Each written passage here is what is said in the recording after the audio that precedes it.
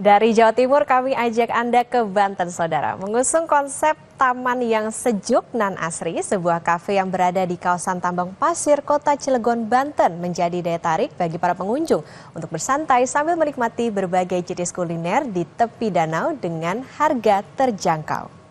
Keluarga dan teman-teman. Menurut pengelola, awalnya lokasi ini merupakan lahan semak belukar yang kemudian dikembangkan sebagai kawasan perumahan dan juga tempat berkumpul yang menyediakan berbagai makanan dan minuman. Jadi di Cilegon ini kan sebenarnya nggak ada gersang ya, gersang banget karena banyak pabrik, gersang.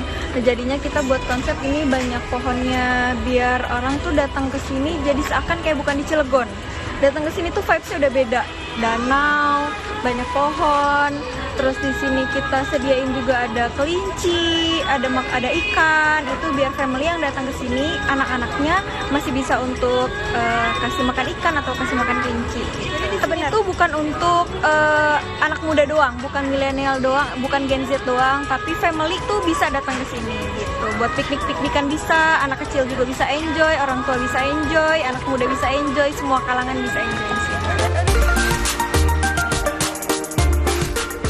Selain mengutamakan kenyamanan pengunjung, soal harga juga tidak perlu khawatir, sebab setiap menu yang dijual di lokasi ini cukup terjangkau, berkisar dari Rp15.000 sampai Rp28.000.